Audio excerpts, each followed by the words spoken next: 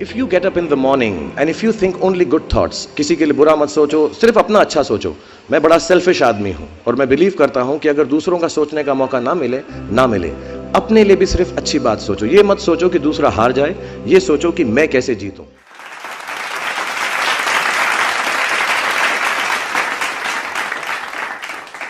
कि जब मैं सुबह उठता हूँ तो यही सोचता हूँ कि जो मैं करने जा रहा हूँ उसके अंदर कोई अच्छी बात है या नहीं। और मैं बहुत किताबें पढ़ता हूँ। As a matter of fact मेरे पास खुद कुछ 15 या 20 हज़ार किताबें मेरे पास घर में हैं और मैं हर वक्त दिन में 3 किताबें एक साथ पढ़ता हूँ। एक मैं अपनी गाड़ी में पढ़ता हूँ जब काम पर जा रहा होता हूँ, एक मैं सोने से पहले पढ़ता हूँ और एक, आप ज़्यादा ना हंसे तो बताऊँ, बाथरूम में पढ़ता हूँ। सो आई रीड ऑल 3 बुक्स। और मैंने बहुत सारी सेल्फ हेल्प और सेल्फ रियलाइजेशन की किताबें भी पढ़ी हैं, लेकिन इस किताब की एक यूनिकनेस है।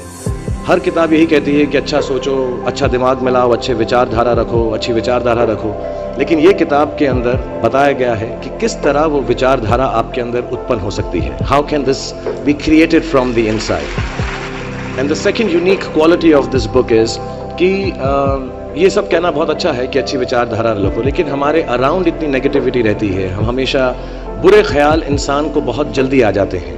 बट ये किताब के अंदर ये भी बताया गया है कि कैसे वो सेंटर को, वो सोर्स को टैप करके हम बुरे ख्यालातों से बचें। As a matter of fact ये हमारी ज़िंदगी की सबसे बड़ी लड़ाई होनी चाहिए। मैं इस किताब में से 2 पंक्तियाँ आपको बताना चाहूँगा कि हमें लगता है कि विचारों वाला रावण ज़्यादा शक्तिशाली है, पर उसे ताकत कहाँ से मिलती है? उसे ताकत हमसे ही मिलती है, हमारी सोच से मिलती है।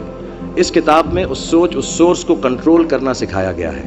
और मैं इस्लामिक रिलीजन का हूँ, मैं मुस्लिम हूँ। हमारे में एक वर्ड है जो बहुत मिसयूज़ होता है, जिहाद। जिहाद का भी थॉट प्रोसेस बिल्कुल यही है कि हमारे अंदर जो बुरी सोच है उसको कॉन्कर करना, उसके लिए लड़ना, उसे जिहाद कहते हैं। बाहर सड़कों पे लोगों को मारने को जिहाद नहीं कहते। 2-3 बातें और कहूँगा लोगों के बारे में जिन्होंने मुझे यहाँ पर बुलाया है, इनसे मेरी मुलाकात हुई और बहुत अच्छा लगा मुझे। जैसा मैंने कहा कि सुबह उठते ही अच्छी थॉट्स सोचो। इस किताब में 2-4 लाइनें और ऐसी हैं जो मुझे लगता है हमको सोचने पर मजबूर करती हैं। If you get up in the morning and if you think only good thoughts, किसी के लिए बुरा मत सोचो, सिर्फ अपना अच्छा सोचो। मैं बड़ा सेल्फिश आदमी हूँ और मैं बिलीव करता हूँ कि अगर दूसरों का सोचने का मौका ना मिले, अपने लिए भी सिर्फ अच्छी बात सोचो। ये मत सोचो कि दूसरा हार जाए, ये सोचो कि मैं कैसे जीतूं। It's only a way that you can turn around the same thought. Because as this book says, विश्व में किसी भी चीज के भौतिक निर्माण से पहले उसका विचारों में निर्माण होता है, which is true. I believe all things created in this world are created by our own thoughts.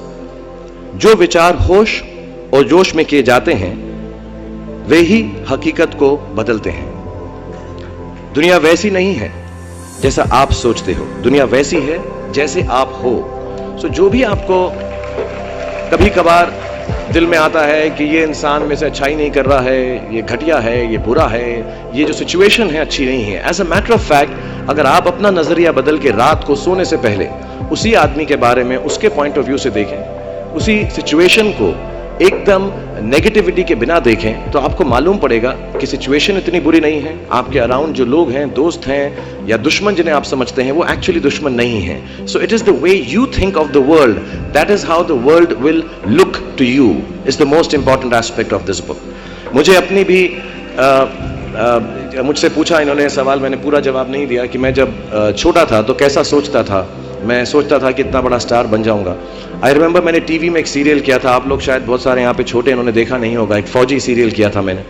And पहली बार जब मैं सड़क में जा रहा था तो मैंने देखा 2 औरतें 3 व्हीलर में हैं और सडनली उन्होंने मुझको देखा। मेरा नाम उस सीरियल में अभिमन्यु राय था फौजी में, और सडनली उन्होंने मुझे देखा और मैंने नोट किया कि उनके मुंह पे इतनी बड़ी मुस्कान आ गई है मुझे देखते ही कि हाय शाहरुख शाहरुख ऐसा करके वो चिल्लाने लगे।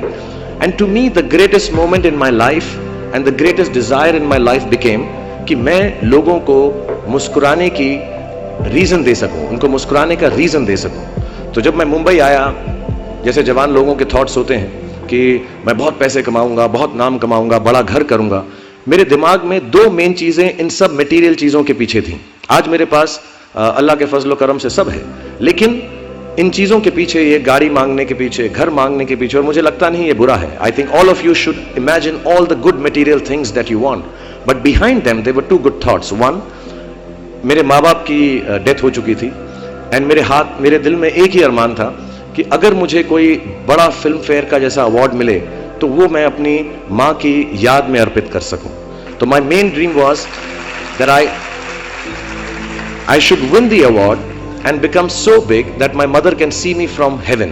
मेरे दिल में ये था. और दूसरी बात ये थी कि जो भी मैं काम करूं, जितने साल भी मैं काम करूं, मैं लोगों को मुस्कुराने के रीजंस देता रहा. So my thoughts were always very positive. My reasons were very, very clear कि I will do this to bring smiles to people's faces. And that's the God's honest truth. Today sometimes I don't need any of it, but I keep working day and night 20 hours a day. मेरे बेटे का जन्मदिन था परसों और उसने कहा आप मेरे साथ नहीं हो. नहीं, मैंने कहा मैं काम पे जाऊंगा बिकॉज लोगों की मुस्कुराहट मेरे लिए सबसे ज्यादा अहम है. So if you have a good reason,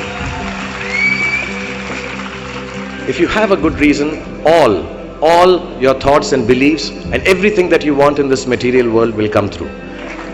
जितने भी जवान पीढ़ी के लोग यहाँ पर हैं मेरे जैसे जो 20-22 साल के हैं, उन सब से मैं यही गुजारिश करूंगा कि प्रैक्टिकल पर्पसफुलनेस, कि जो काम आप कर रहे हैं उसका कहीं ना कहीं नतीजा अंजाम मिलना बहुत ज़रूरी है. अगर आप 8 घंटे काम कर रहे हैं तो उसकी आपको तनख्वाह मिलनी चाहिए.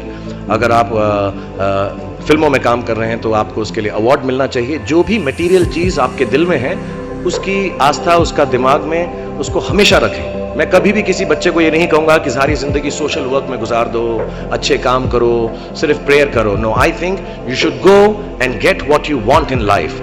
All the material things. You should have a big house for your family. You should have a good car for your elder parents.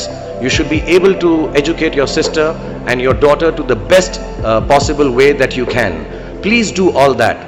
But somewhere in your heart, remember that each job that you do, जो भी कार्य आप करें, जो भी काम आप करें, उससे कहीं ना कहीं humanity का कुछ ना कुछ positive होना जरूरी है.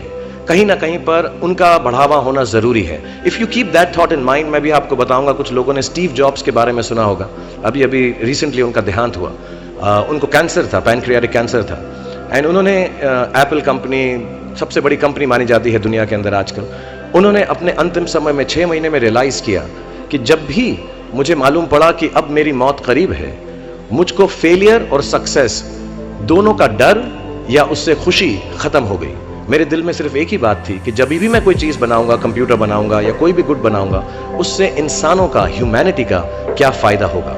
सो I want to tell all the youngsters, please do whatever you want to do in terms of being well off materially, but somewhere keep a spiritual thought that the world should be a better place because you are born in it. बुरे लोगों की संगत करके अगर व्यक्ति बिगड़ सकता है तो अच्छे लोगों की संगत करके बन भी सकता है साहब. आप किसी मिडिल क्लास व्यक्ति के पास जाइए, आप किसी एवरेज पर्सन के पास जाइए, बोलिए साहब संगत का असर क्या होता है, बोलेगा ना जी ना, कभी मत करना, संगत का असर बड़ा खराब होता है. ये बोलेगा ना, 99% यही बोलेगा. अब जाओ किसी सफल आदमी के पास जाओ और बोलो, सेम सवाल करो कि साहब संगत का असर क्या होता है, बोलेगा साहब 1 नंबर की चीज है, अगर बन जाए ना तो आदमी कामयाब हो सकता है. इसको बोलता हूं positive attitude. There is a basic difference, there is a basic difference between successful person and failure. एक बाप अपने बच्चे को यही सिखाता है कि बेटा संगत का असर बड़ा खराब होता है, संगत से आदमी बिगड़ सकता है. क्यों? क्योंकि उसको पता है कि मोहल्ले में सब नालायक लोग रहते हैं. हमारे पिताजी भी हमको यही सिखाते थे, बेटा संगत का असर बहुत खराब होता है.